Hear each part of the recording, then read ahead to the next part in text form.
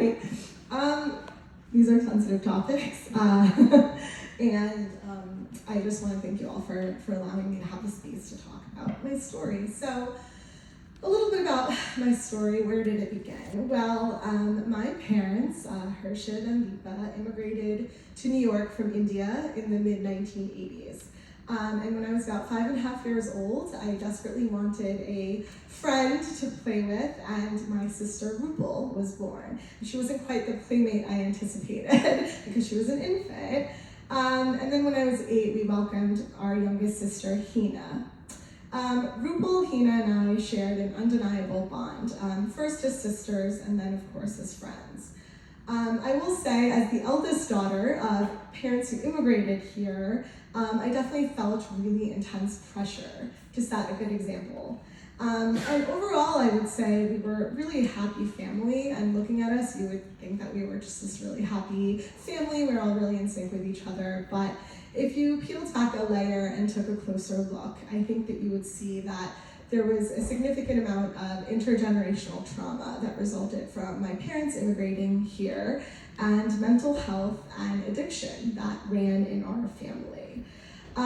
This at times made things feel really unpredictable and really chaotic and really difficult. And all of us are different, and all of us cope in really different ways. Rupal was always really a creative, thoughtful, intelligent, and witty person. She truly had the best sense of humor. Her jokes were amazing. She had the best comedic timing, I think, of anyone I've known. She had big brown eyes and a beautiful smile. And 12 years ago, she sat here about to embark on her journey in law school. And certainly law school is an adjustment for everyone, but Rupal really thrived. She found a great group of friends, participated in clinic, was in the Entertainment and Sports Law Society. She even surprised us all by doing a Bollywood dance at a talent show, and I was always a Bollywood dancer and didn't think she had that in her, but she really showed off all of her skills and was always, full of really great surprises. After graduation, she moved to DC with her law school friends, and then she lived in New York with us for some time, and she finally made it to California, where she always said she wanted to be growing up. And I think it was from watching a lot of The OC and Laguna Beach, really imprinted on her, but that's where she always really wanted to live. To anyone who knew her, Rupal always appeared really happy. She was the first one to ask someone if they needed help or support. She was the first one to make you feel comfortable and at ease. She was really outgoing, but her mental health really, throughout this journey of law school and beyond, just never really improved. And she struggled silently with mental health issues such as depression.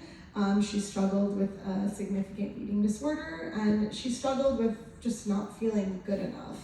And I think the most tragic part of all is she struggled to share her struggles with anyone, including her family and her close friends. A lot of her experiences were shrouded in secrecy and in shame, and she just sort of continued on as though nothing was wrong. In June of 2018, while living out in San Francisco, Rupal took her own life. And needless to say, our family was devastated and her world imploded. In the months and years that followed, we just didn't have the vocabulary to discuss what had happened.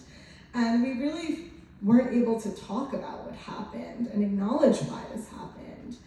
And I think that part of why I'm here today is to say that we should really talk about what happened to Rupal, remember her, but also remember that all of our mental health is extremely important. You've all heard, I'm sure, about mental health issues, substance abuse issues, and difficulties that lawyers in our profession face and being kind of unhappy.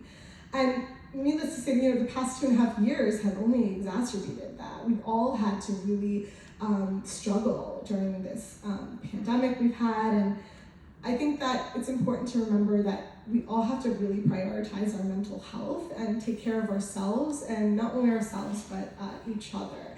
And I think being able to say it out loud is really the first step, to say I'm not okay, to say I have anxiety or I'm uncomfortable in this situation, or I don't feel like I'm good enough and I feel like I'm really struggling. And again, this happened, 4 years ago, and it's taken all of us a really long time to say what happened to RuPaul. And I'm finally starting to feel like it's been really important to share her story. And in fact, I will share, when I started my new job at Columbia, we were in a team meeting with a bunch of teams. It was a lunch meeting, and I was a newer hire, and so the executive dean said, okay, I want everyone who's new, stand up, introduce yourself and say something about yourself that we wouldn't have seen from looking at your resume.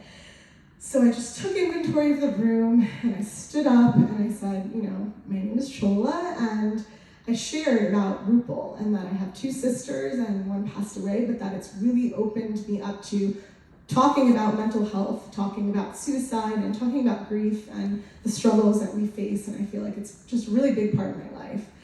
And I sat down, and my colleague put her hand over my hand, and we had this connection, and then the next person introduced themselves and said, my fun fact is I really love Wordle.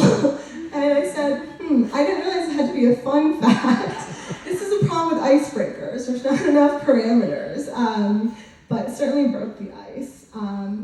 So I just want to say that, these next 3 years will be filled with lots of really exciting moments for all of you, lots of achievements, but, you'll have disappointments too. But I believe that you'll undoubtedly receive the greatest gifts of all, which are lifelong friendships, mentorship, connections. The people sitting next to you will be your safety net. And I implore each and every one of you to prioritize your mental health, check in on each other, check in on your friends that seem like they're doing really well, and check in on friends that seem like they're not doing so well. And certainly take advantage of any and all resources that my fellow panelists will share with you. And finally, speaking of gifts from law school, the greatest gift I received was my daughter, who was born in November of 2018, the same year that RuPaul passed away. Her name is Ruhi, which is a combination of RuPaul and Hina, my 2 sisters. And she gives me a lot of hope, and I think that what gives me a lot of hope in working with law students is seeing that we are trying to work on erasing the stigma surrounding mental health and mental health issues. So while things can feel really intense and really competitive and really difficult, just remember the connections that you're making are really important, and just please always remember to be kind to yourself and be kind to one another.